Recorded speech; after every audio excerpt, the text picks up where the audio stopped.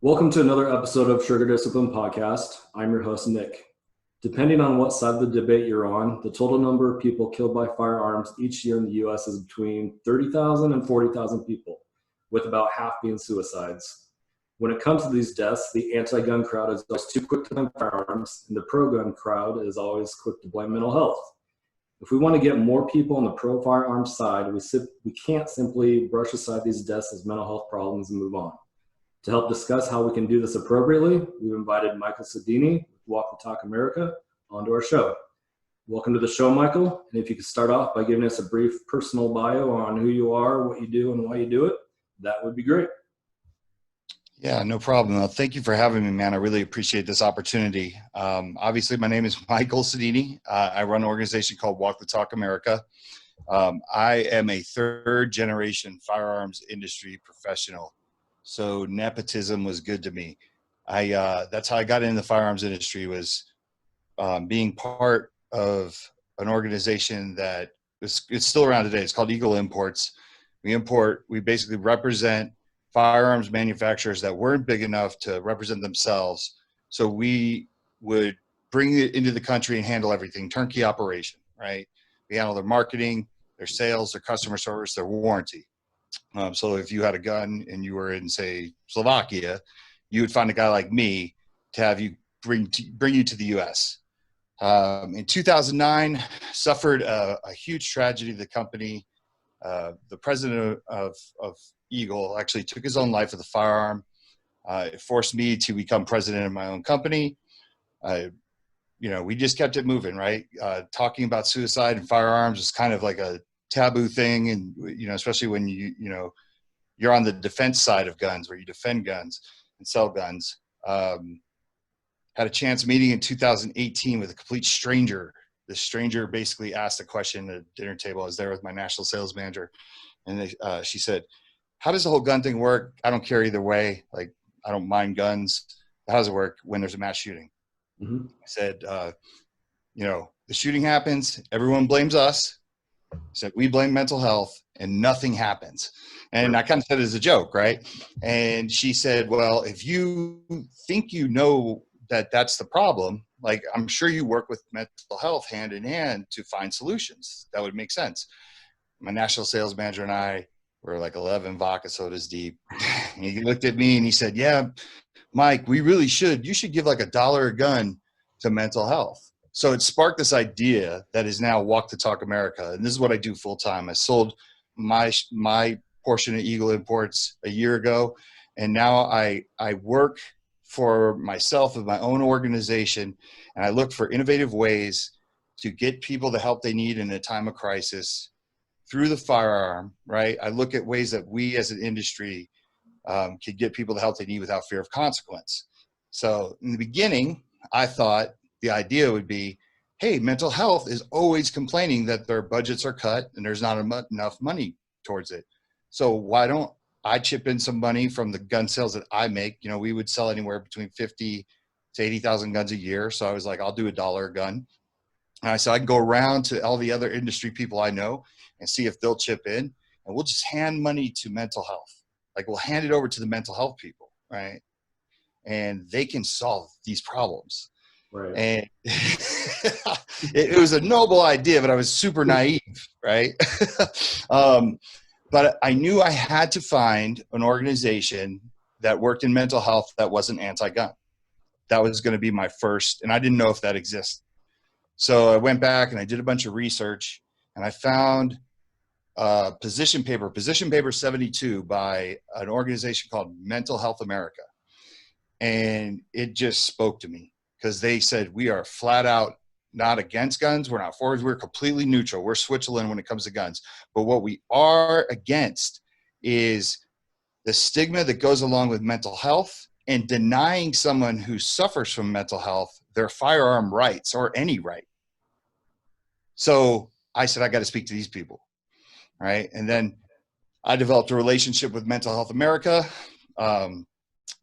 Basically found out that there was no secrets, or you can't just pay to solve these issues.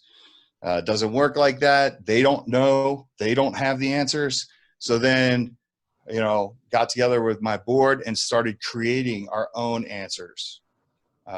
So where the organization is 2 years later compared to where the organization was at the beginning is completely different. But I think once your listeners hear about some of the things we're doing and get a perspective on how we're changing the way mental health views us, right? But we're also, like I said, creating the opportunities for people to get the help they need without fear of consequence and loss of rights. So that's fantastic. Yeah.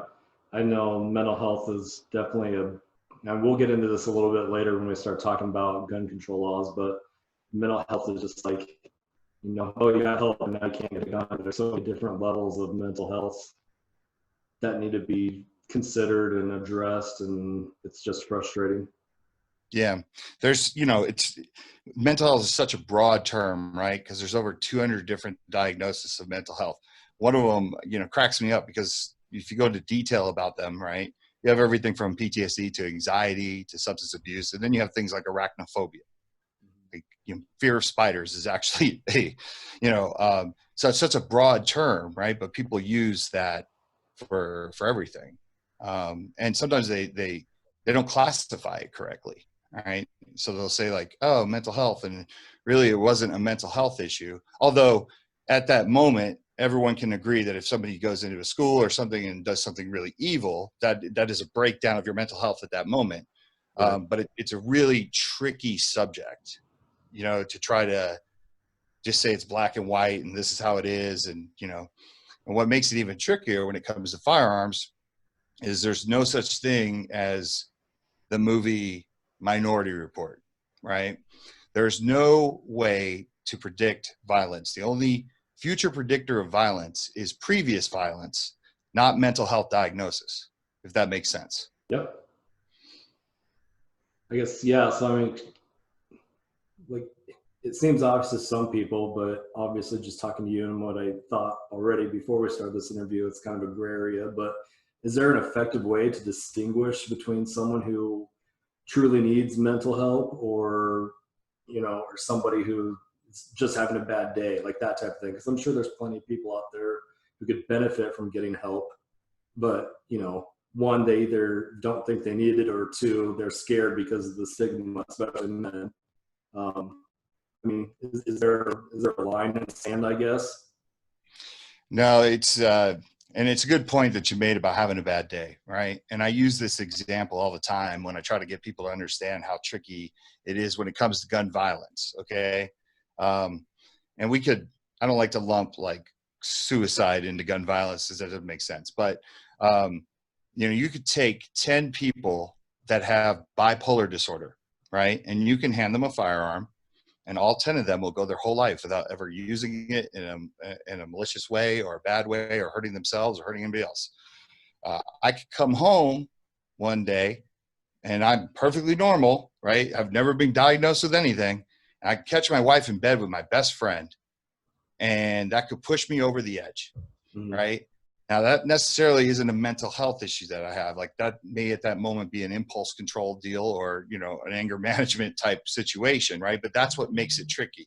So it's hard to tell from a bad day, and people actually go their whole lives with mental illness and they may never even know, right? Because the way they manage their mental illness, whether it be, anxiety or is something that they've been able to do and be fully functional. And then there's others that have like untreated schizophrenia, right? And it gets really bad and there's no hiding it. And there's no controlling it.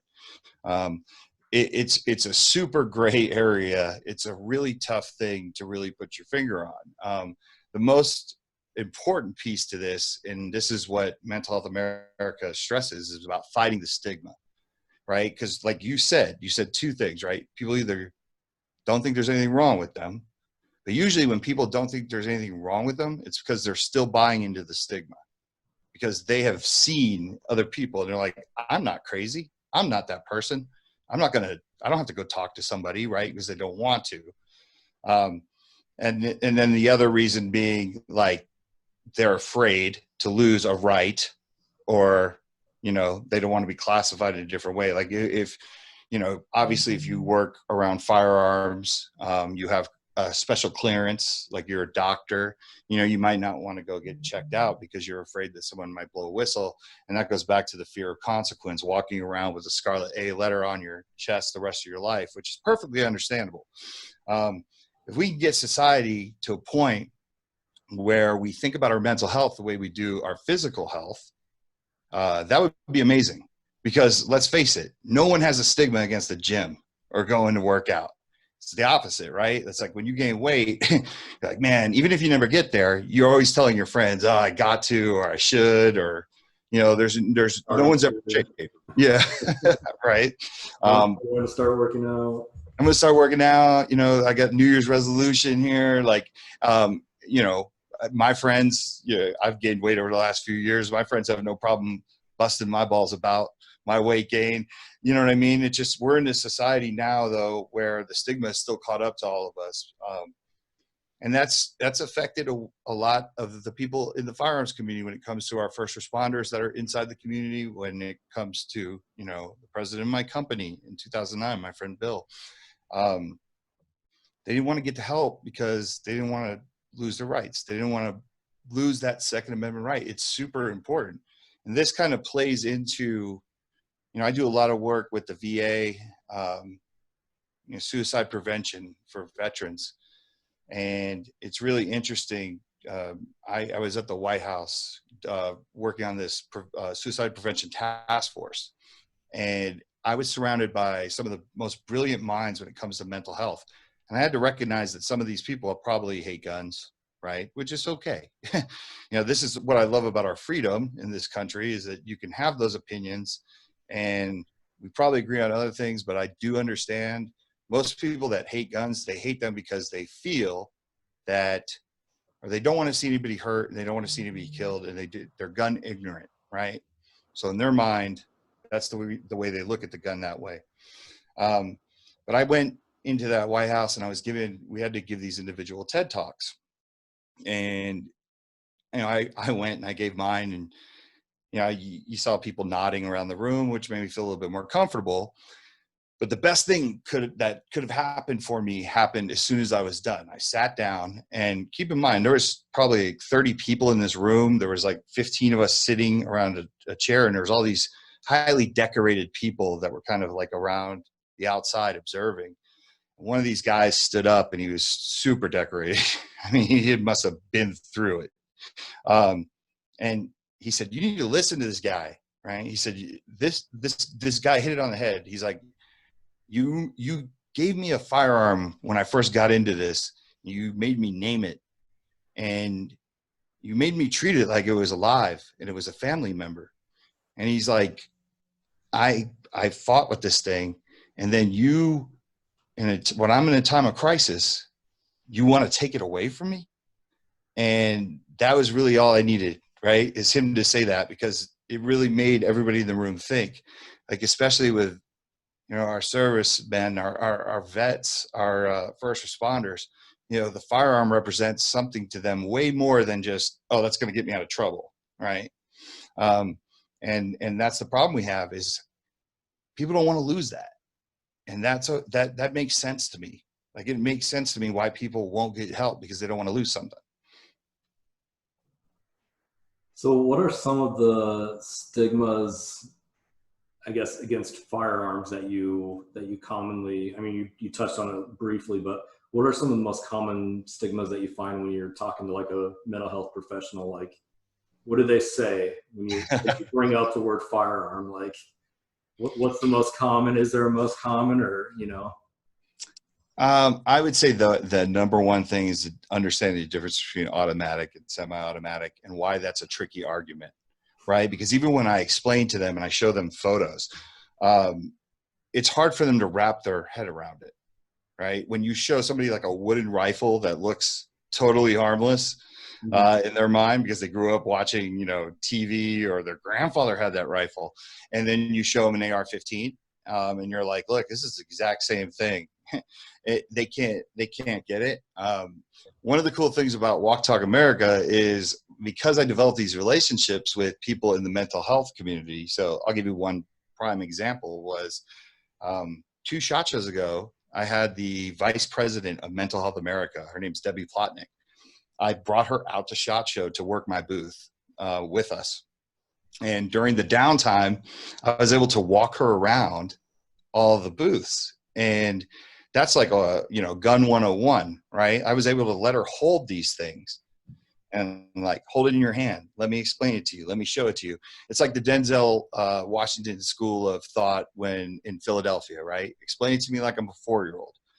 And it was really cool because you can kind of see them going, oh, well, yeah, we definitely have to rethink this. But that's one of the biggest, I would say, misconceptions that I hear, or people can't wrap their head around it, right? Guns, the military guns. Because I've had people come up to me, hey man, I think we should be able to have hunting rifles, but those military guns, Right. doesn't exist. So that's number one. The second one that I would say I hear the most is people's belief in certain laws being effective, right? Like red flag laws. There are just some people that believe they do good, and I believe that they do more harm than good. So depending on, and it's interesting, like with mental health, so you think like suicide and mental health are hand in hand? Not necessarily. Like there's a mental health aspect to life, and then there's a suicide prevention aspect to life. And what you find is that in different circles, certain things are more important to others, right? So in suicide prevention, everybody that I know works for a suicide prevention office. They love the idea of universal background checks. It just seems to be like a common theme with everybody that works in suicide prevention. Trying to connect how that would stop suicides. I try to connect it all the time. Let me tell you something. Because you would know that person has the firearm. Well, see, here's where I think it comes into play, because everything becomes anecdotal stories, right? And what I've noticed is a lot of people say like a person who shouldn't have owned a firearm had a firearm in the house, and the kid got a hold of it and either had, an accident or took their own life, right? And that means something to people that work in suicide prevention, because like when you work in suicide prevention, your whole goal is to have zero, right? And they take that really hard when there's one. I know that for a fact, right? Yeah. So I've always been respectful of the fact that they think, or most, and I don't want to classify all of them as thinking that universal background checks would help solve all that, or at least put a dent in it. Maybe they're right, maybe they're wrong, but those are the type of things that I have to deal with. And sometimes you have to play with other people's ideas in a nice manner. But that's why I love what I do in our organization, is because for once we are going into those spaces and offering solutions and alternatives to those things. I think that's been the biggest disconnect for all these years, right? Because like when I owned Eagle Imports, I hated when my employees would come to me with a problem and didn't even have a suggestion for a solution. I didn't care if it was a stupid solution, right? I just don't need you to come to me and give me a problem and be like, right? I was just like, say something. And that's how I've approached the Walk the Talk America kind of method of everything, was go into these meetings and offer solutions and make people say, that's a really good idea. I like that. We should try that. Because if we leave it up to everybody else, especially non-gun people, I don't play golf, man. I can't stand that sport. I suck at it. I suck so bad that I hate it. So if you left me in charge of making rules about golf, believe me, I will make rules that make no sense to golfers. You can only golf from 3 to 6. You gotta let the paintball people. Yeah. So I don't find golf very relaxing. It's more stressful than anything, but I like that, coming to the table with a solution. I mean, that's just a good approach I find in life in general, because I feel like most people like to complain about the problem, but nobody really has a solution. So if you come up with any solution, even if it's maybe not the end all, fix it solution, if you're, as long as you're trying to address it, that's a good start. Yeah, I think one of the biggest issues we face, and I think you said you've kind of really dove into this in the last 5 years, right? So you've learned a lot on the fly. But one of the biggest issues we face is what we're called and how we have to defend ourselves, right? I mean, I owned one of the largest importers in the United States. It still is one of the, I own that. I mean, I've armed 50 to 80,000 US citizens a year, right?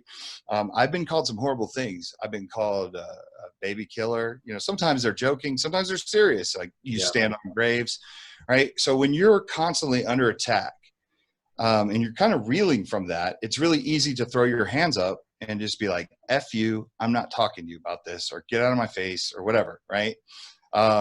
Sometimes I think that we're so used to being attacked and we reel, and it's like we don't take the time to really look for those solutions, right? It's because, like, when you're called those things, sometimes you're just like, you know what, screw it. It's not my problem. And that's what I'm trying to change, that narrative. It's kind of like gun owners do care. That's one of the reasons why I fell in love with the industry, is the people in it.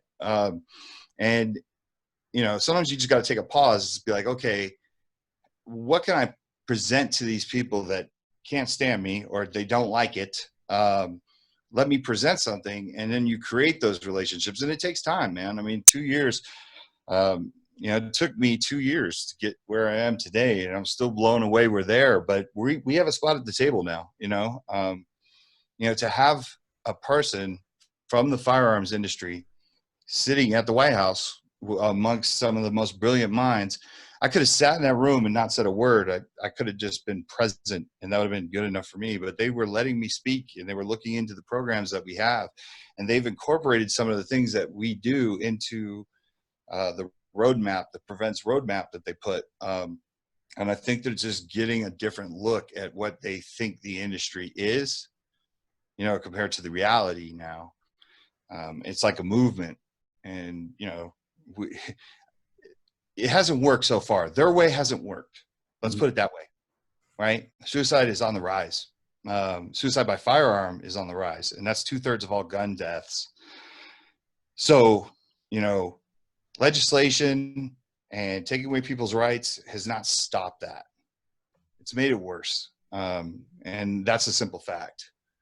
But and I don't mean to say any of this in a malicious way now for them. I give the mental health you know, side of things a lot of credit. For the most part, they have been really welcoming. And I mean, I'll tell you this right now, I have never had a bad experience speaking in front of a crowd of mental health professionals. That's awesome. Yeah, it's been quite the opposite. So yeah, I mean, this is kind of a sidebar, but you're talking about how you have a seat at the White House with, you know, this whole deal. Do you think, you know, that was pretty recent, right? yeah.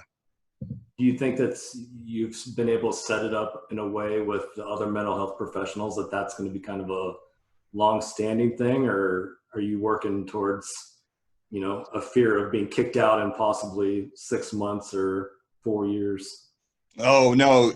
Well, okay. So I'm part of the Suicide Prevention Task Force that, so basically anytime they put these initiatives forward, they try to reach out to professionals in a particular area. That's why I was sitting around some of the most brilliant minds in mental health, right? They create these task force, and you write this plan, and they do this. Obama did it. You know, there's plenty of these task force. This isn't a unique thing, right? Everybody does this. And sometimes these things get legs and steam, and sometimes they die out, right? And when you first go into these things, they warned us, you know, put your political stuff aside. That's, you know, don't get caught up in identity politics right now. Like, we put you all in a room for a reason. And then B, they tell you this might not go anywhere, right? Fortunately, it did go somewhere with Trump. It did. He's moved forward with it. It was about a month ago. I mean, if you go on to the WalkTalk America, you know, Instagram, you know, at WalkTalk US, you can see the living documents. There's links to it and stuff like that. I'm not in fear of anything, because the task force, once it's done, they dismember it. Mm-hmm. So it doesn't continue, right? But what came out of the task force was the developed relationships I have with all of these people, right? So some of these people, like, you know, I had talked earlier about some of the people in the VA that I'm working hand in hand with, is they were on the task force with me. So we developed that relationship from the task force. I think if anything, it's the opposite. I think there's more people. I'm on more governors' challenges and mayors' challenges, you know, as WalkTalk America, or, you know, other people that are involved in the organization. More people are inviting us into the table with our safe storage ideas and the things that we're doing. But once again, the focus being is the gun can be a symbol for freedom. It could also be what protects your family, right? But it could also be a gateway for people to get the help they need in a time of crisis without fear of consequence. Mm-hmm. There's no reason why we cannot hook up people with the services they need and not have them be punished for the rest of their lives. And that's a big thing. There are many people that have never even touched a gun that are mental health clinicians that believe that as well, that it's temporary, right? And that's the whole point. So I think that type of mentality has made people gravitate more towards what we do because it's so unique and out of the box. Right? And a lot of these mental health professionals never thought they could talk to gun people because they didn't know how. We need them to talk louder. You never get to hear that when you're watching the news or reading social media. Oh yeah, I mean, the media is awful. They're getting better now that I'm starting to understand a little bit behind the scenes. I see them do a little different things to try to not create stigma. But the problem is when it comes to firearms, they're never going to change that, you know. And who knows? Maybe they will one day. But you know, the thing is like this is a perfect example of how rotten they can be. Okay. You remember October 1 right down the street, right? I'm in Vegas. That's where I'm. This is coming from Vegas right now. October 1, Mandalay Bay, all right? 59 people, if you include the shooter, died that day, right? Awful tragedy. 3-4 months of media coverage. We lose 100, I think we lose 63 people a day from suicide by firearm. So we have an October 1 every single day that doesn't get any media attention. They don't go down the list. Well, today we lost this person, this person, this person. They don't do that, right? Why don't they do that? Because it doesn't sell ad space. Right. Right? It's not interesting.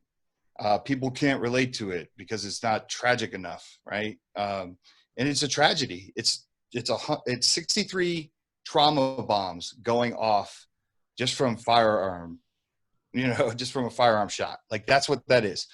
And that's the problem with the media is that not enough attention. And this is kind of good segue into, remember earlier in the conversation when I said, when I first started this, I wanted to give money to the mental health organizations and I wanted them to fix it. I thought, hey, WalkTalk will look like heroes because we'll stop the next mass shooters. Well, I was lucky enough because I was naive and I was calling up mental health professionals and leaving messages. And I was lucky enough to get some time with some of these heavy hitters. One of them was this guy, Dr. Jeffrey Swanson out of Duke University, highly decorated guy. Like, it's the equivalent of calling like a Michael Jordan and asking him for help with your free throws, right? And then Michael responding and being like, I'll give this guy some phone time. But everybody, including Mental Health America, kept pushing me away from, hey, don't bother trying to find the next mass shooter. Like it's a waste of time. And that upset me, right? Because I was just like, no, like, what can you guys do? Like, what if we could pay for it? What if the gun industry could pay for it? I couldn't understand why they were pushing me to suicide prevention, right? But then as I started to realize what that push was for, it was because that is the real problem. It's suicide by firearm. If we could bring that number down, that's 2/3 of that 30 to 40,000 death number. Yeah, I did the math. Like mass killing events is like 0.02% of all gun deaths per year. I mean, it's just, but it gets the attention. Like it's the number one thing. Yeah. And you want to go back to how devilish the media can be. So, do you remember in Cincinnati when a little boy fell into the gorilla habitat and they shot the gorilla.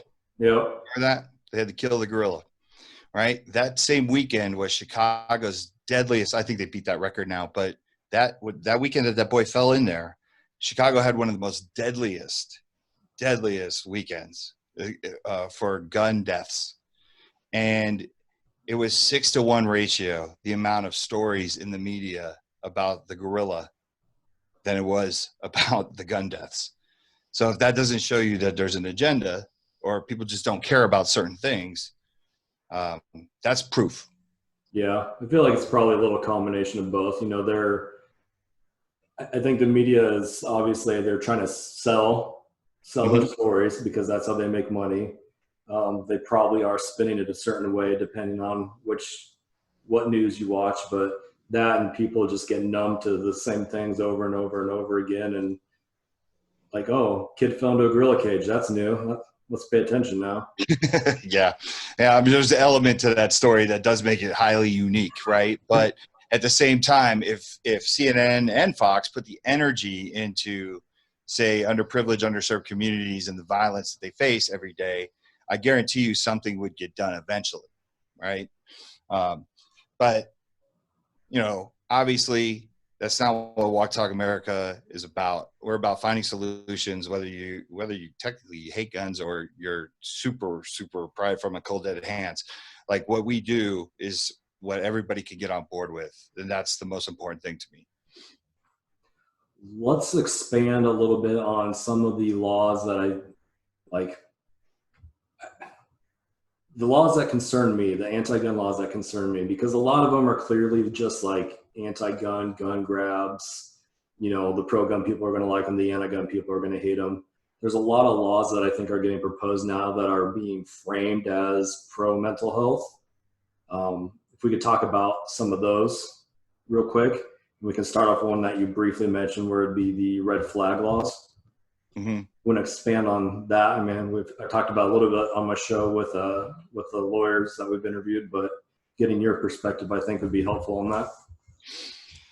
Well, I think in theory, I do understand why people think red flag laws are a good idea, that don't know anything about firearm ownership and don't care about freedom, right? I shouldn't say don't care about freedom, right? The way that they look at freedom is a little bit different. They're not necessarily believe in freedom. They believe that, you know, certain things the government should control and things like that, right?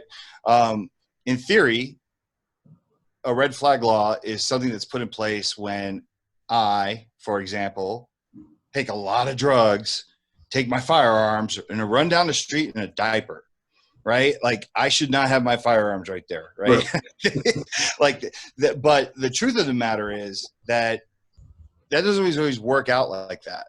And it very rarely is like that, right? The truth of the matter is that these laws are set up to where, if people do feel like their mental health is slipping and they're going into crisis, because of the stigma and because they don't want to lose their gun rights, don't go get help, right? And then that snowballs. But the other side of it is it can be used as a weapon against you. And who's to be the judge and jury to say somebody needs mental health attention, right? That's a scary part. Most of the time, the way that these red flag laws are, they're talked about as if they're one red flag law across the country. Each state has their own individual law, and there's little caveats to it, depending on how long you lose your gun for, when your appeal happens, who can actually red flag you. There are certain states where it gets a little dicey, like New Jersey.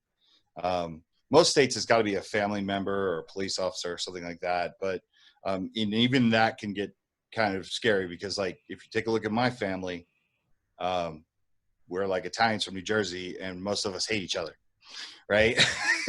So, like, I could see like people in rage being like, red flag. But you know, for the most part, you know, it's a gray area, and it's hard to distinguish who needs that type of help. There are many people that will tell you, though, like in the mental health profession, that this is all temporary. Crisis is temporary too, right? So that's the scary part about red flag laws or being red flag, is you have to defend yourself You have to spend the money to defend yourself. And the biggest part about the due process system is there's so much written in place to take your firearms from you, but there's not a lot of clarity on the backside of it. So even if I'm a judge, right, and someone presents a case to me where they say, you know, this person should not have their firearms, what am I going to do? I don't know this person that well. And if they're sitting in court and acting normal, right, like who am I to say that they have issues? And then it becomes a thing where, hey, if I'm going to rely on, say, a mental health expert to tell me if this person is competent to own their firearms again, well, we already know that the only future predictor of violence is previous violence, right? So that throws that theory out the window that that person can predict if something is wrong, especially if the person is acting normal after the accusation. That makes it very difficult, right? And then think about these things, right? Like, let's say you are going through crisis and you go up to a mental health professional and you're like, yeah, I just went to the range today and I squeezed off 1,000 rounds and I feel so much better, right? Well, you say that to me and I know where you're coming from. Right. You're like, damn, that's cool. Yeah. I'm like, that's it? You only needed 1,000 rounds? Like, right? You say that to somebody else and that might make somebody ring an alarm again, right? So this is the tough thing. Red flag laws are good in theory if everything went that way, but it doesn't. The truth of the matter is it doesn't. Red flag laws are enacted on people who have grudges or people who read situations wrong. You know, I look for solutions around red flag laws. That's what kind of WalkTalk America is built on. I remember in the beginning, because we were having the discussion about red flag laws, there were a lot of people that had some misinformation and they thought that we were for them. And it was like, no, we're trying to figure out ways around them. Right. And that's what I want to offer those solutions so people understand that the red flag laws they're hurting, not helping. So another one is, and again, like, I feel like we briefly touched on this in that last answer, but a lot of countries, I think Australia and I think Japan, you have to take like a mental health assessment or you have to be examined by a mental health professional before you can even get a firearm. What are pro, con? Any thoughts on that? Yeah. Absolutely not. It's an awful idea. First of all, once again, if everybody knows that the only future predictor of violence is previous violence, like if I go into that meeting, right, and I go into that interview, and they're asking me questions about, you know, whatever it is that's on this psyche eval, and I say, I believe that everyone should have a firearm except a certain race or a group of people. Yeah, maybe don't give me a firearm. If it looks like if I'm literally answering questions where it looks like I'm not there mentally, I understand that, but I still don't think you can make that judgment call, right? Like it's impossible. So when people compare different countries like Argentina, where you do have to get, there's no protocol for that. I mean, there really isn't a protocol for that. I've talked to some of the most brilliant mental health professionals in the United States, right? I'm lucky to have the time at the bar with them where I could sit and pick their brains. It's hard to develop a protocol on who should have a firearm and who shouldn't, unless that person is in literally absolute like psychosis. You know, if I'm sitting there and I'm saying, look, I see green monsters standing right behind you and they're freaking me out. Yeah. Okay. Like, but that's not real life. That happens. That doesn't happen in these little interviews that people think like Minority Report. In the movies where they're like, I need a firearm, and then where can I get rope and duct tape and a shovel?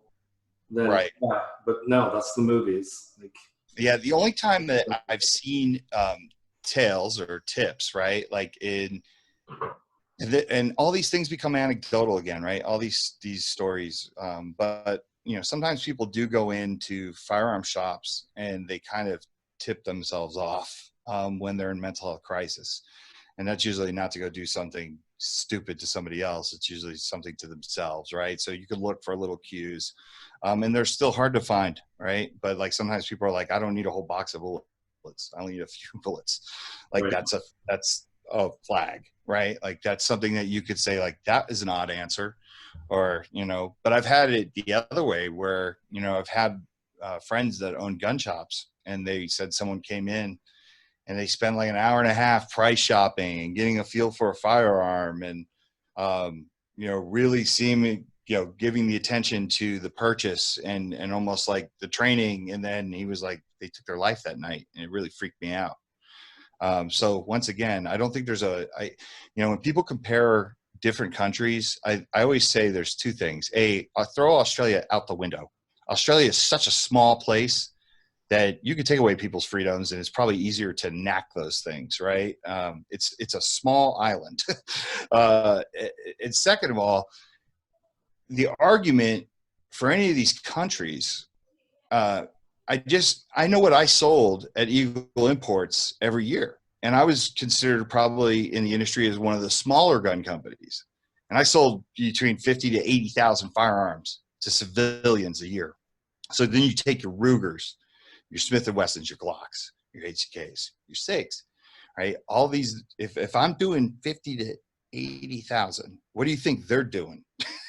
Right? And then there's companies like High Point, Charter, right? I mean, there are so many guns here that it would be impossible to try to enact any of those confiscations. There's no way that's happening. Like, you might as well talk about flying superheroes to me. Like, it's the same conversation. You know, you can't compare. I don't even think that would be possible if you could start over. People are going to get guns. Remember when they kept talking about Australia, I was like, okay, I'm going to do my research on this. And I think one of the first things I saw was, yeah, when they passed their sweeping firearm gun control laws, you know, suicide by guns went down drastically, but then suicides by hanging shot up at the same time. I'm like, there you go. Like, the problem's still there. I mean, right. That's it. I say that all the time. I'm not delusional. If I could get the number of suicides by firearms to decrease, I'm not saying that I'm going to help decrease the overall suicide number. Mm-hmm. That's something that I've taken a firm stance on. Also, too, you know, what's really interesting to me about humans. Where's your threshold for death? Right? I always ask people that, because it's really interesting, especially the ones that want to ban like magazine capacity. Like, they're like, no, you know, it shouldn't be 15, it should be 10 or 5. It's like, 5 people's okay? Yeah. Like, wait, 5 children are okay? Like, I don't understand. Like, where is your threshold for death? Like, I respect someone that's like more delusional about it, and they're like 0. You know, at least I know where they're coming from, and I could be like, that makes sense to me. Like, 0 is okay. But it's really weird how people kind of mentally accept certain things. The last law I want to talk about, just because I saw this, I'm pretty sure is Virginia now. I would look through a lot of gun news stories, so I have a tough time remembering where I've read every single one, but I'm pretty sure it's in Virginia, where they just passed a law allowing people to essentially strip themselves of their firearm rights. They can go into their county office or courthouse or someplace and basically say, no, I don't allow me to buy a firearm for 30 days or 3 years or whatever it was. What do you think about that one? I think that's another silly law. I think some people, there are probably some people that think that's cool, right? I understand that piece to it. That's not going to fly. It's not going to work.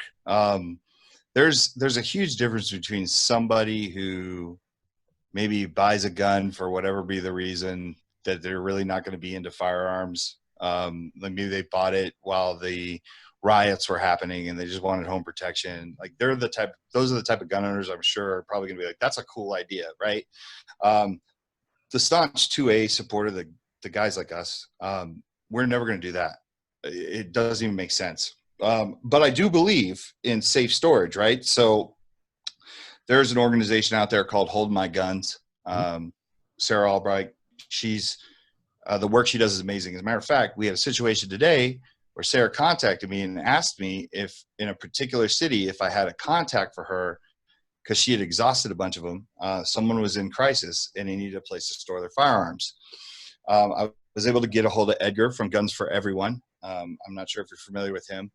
And Edgar was like, I'll do it. Like, hey, just whatever. Like, get me in touch with Sarah. I got those two in touch. I have to find out how that worked out, but I'm sure it did, right? But going back to that, we don't need a law or any type of thing like that from the government. I think we could do that ourselves. We could create safe storage policies. As a matter of fact, though, like the VA is totally behind this concept. Like they're working with Sarah and I. That's awesome. I think we need places where we could go drop off our firearms. It's just the most responsible thing to do. And it doesn't even necessarily mean that it's a crisis situation, right? Maybe it's a grandfather who's had his grandkids coming in for the weekend and he doesn't have, because he doesn't need it, he doesn't have safes to lock up his firearms and he wants to just take those firearms down to a shop, right? There's different ways to look at this and get some perspective to it. I do believe in safe storage. I believe if you left it up to me, I would let all gun shops take firearms in for safe storage, and I wouldn't even put a time cap on it. I know certain places they do, right? Like you have to have your guns there. If you turn them in, they have to be there for 20 days. I believe that if you are in crisis, the most important thing is to get the gun out of there. But back to your point about that law, no, absolutely not. I think it's silly. I don't think anyone will take it up, will do it.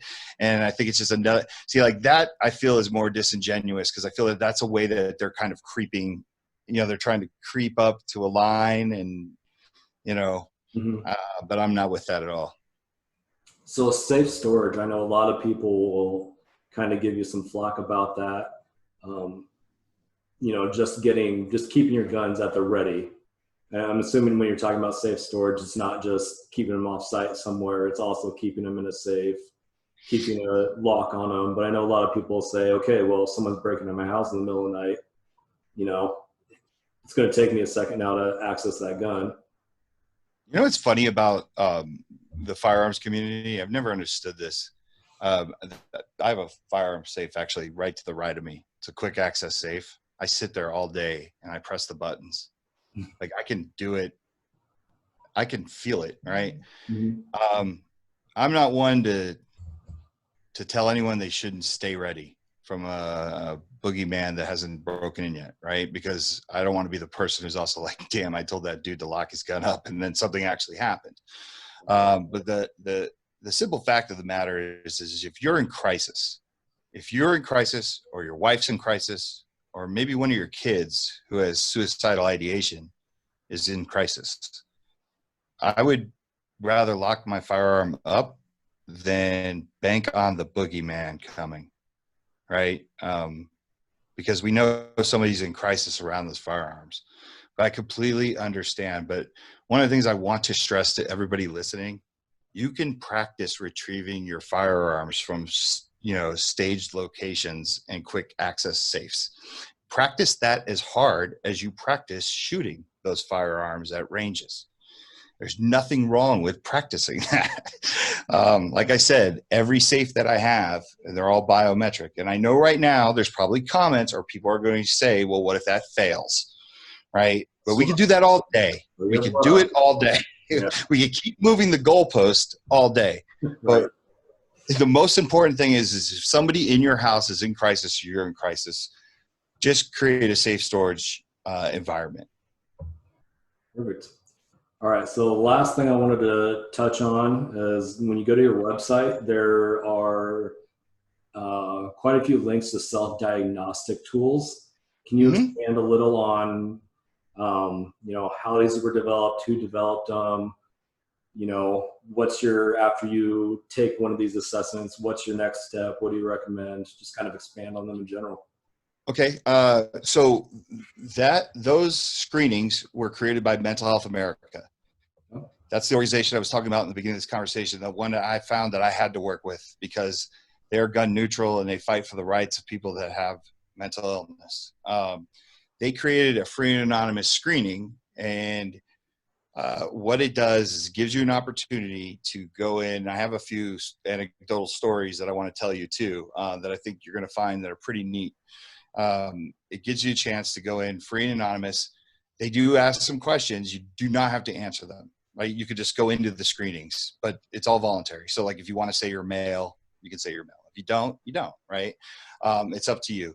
That once you complete the screening, you end up in a landing page where you can find ways to mitigate whatever it is you're going through. So that anxiety level, it gives you tips depending on how you score. Also too, there's resources there at the end, right? What I love about it is it's everything that gun people like. It's free and it's anonymous, which is the most important thing. All right. So I created that. I worked with them and said, I want to put this on our site, and I created my own link for it. If people who follow WalkTalk America, they may be familiar with these bands. We pass these out at gun shows. Really cool story about this.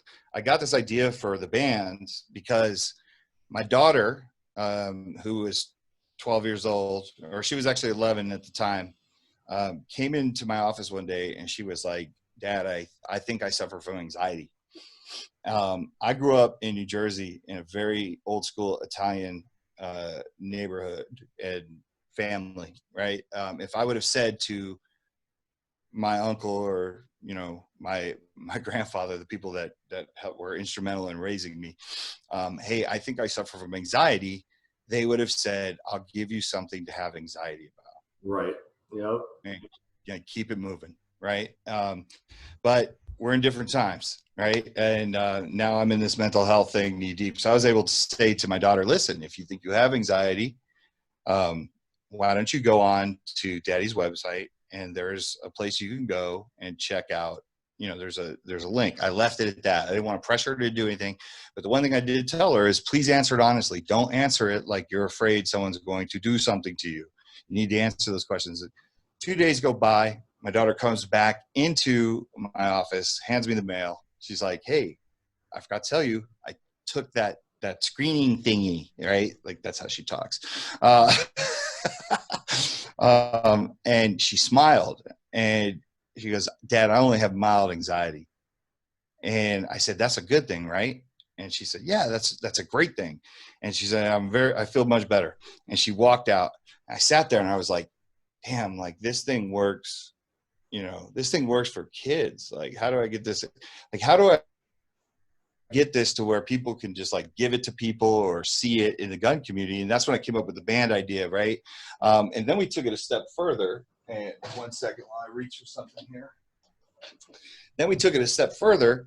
I said, well, what if I put a card in the boxes of firearms, especially the ones from Eagle, right? So that's all Bursas, those Grand Powers and Metro Arms. So I created this mental health flyer. This has the link to the free and anonymous mental health screenings, right? And it says mental health, it's okay to talk about it. Everyone has it. Some might need help with it. And I tell you, do not throw this card out, right? But the idea behind this was, let's put it in the gun box. Let's a lot of people have questions about this stuff, or they were like, where can I go? And they don't want to go through the hassle of like calling an actual mental health therapist, but they want to check themselves out, right? They want to see if they have those thoughts. So we created this. Now, the cool thing about this is one of the things, because now I have 14 different manufacturers that do this. High Point, Arms Corps. Arms Corps is one of the biggest WalkTalk America supporters. They put this in. They said this is going to be in 200,000 boxes this year. But the cool thing about this is when I walk into the anti-gun world and I walk into the mental health world and I show them that we're doing this, they freak out because they're like, "That's amazing. That's awesome." And back in the day, no one ever would have thought that gun people would have even done something like this. And who knew all you had to do was walk up to their booth and ask them to put this in the box. I haven't had one gun company say no, right? And the cool thing is they're like, dude, seriously, let us print it. We'll do our own thing on the back. So it's something I'm super proud of, right? And it's cool because like a lot of people don't understand it. Hey, all you have to do is sometimes ask manufacturers if it's a good idea. Because believe me, like they're more into saving lives or just as much as you are, right? So that's the history behind the mental health screening. I don't necessarily even care if someone uses it or not. To me, it's when you open the firearms box and you see it and you say the words mental health, at least you're thinking about it, right? And you may not need this now when you buy the gun, but maybe, a year down the road, or you're going through divorce or something's happening and you're like, hey, I'm going to check out that screening thing. Like a worst Right? case scenario, at least you're kind of instilling into people's minds, getting help with their mental health is not a bad thing. I'm not going to hold it against anybody else, even if you never get it. Example I was going to give you, I have a cousin that she's not involved in the firearms industry. She's the opposite of a firearms person, right? When she found out what I was doing, she actually took the screening. And one day she called me and she was like, I took one of those screenings and I did not like what it said. And I was like, oh, wow, it worked. Because I'm very skeptical about things like this. I'm skeptical about everything. Because I'm like, does that really work? But the two anecdotal stories I have are good enough for me to know that it works, because my cousin actually did go get help. She started talking to somebody because she didn't like the answer, so. Again, thank you for being on the show. What are some of the ways people can contact you to collaborate or get more information? So on social media, you can find us at WalkTheTalkUS. That's for Twitter, Instagram, and Facebook. And you can go to our website, WTTA.org. All you have to do is go there and send us a message, or even social media. We're very interactive with, basically people that follow us. That's the best way to get a hold of us if someone who needed something. I want everyone to understand that we are not, everyone in the organization, from Coley Noir to Rob Pincus to Jake Wiskerson, we are not mental health professionals, except Jake Wiskerson. Jake Wiskerson is actually a mental health professional, but for the most part, we are there to help with any questions someone might have, or if somebody, feels like they need some advice or point somebody in the right direction. We're there for that. If you have a story that you'd like to share, whether it's positive or negative, that has anything to do with firearms and mental health, you can go to our website. We have a shared story section. You can stay anonymous. We have found solutions to issues by people actually sharing a horror story.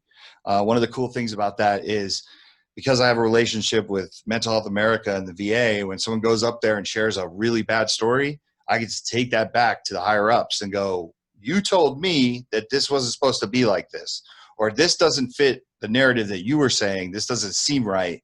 And then we've actually had, some success in changing a policy or looking into a policy to be changed. So if anyone has a story, they can go on there and share it. I encourage that, because we can't make it better if we don't know, especially people that don't understand firearms. They're not going to look into our problems. We need to bring those problems to them. Very good. Thanks again.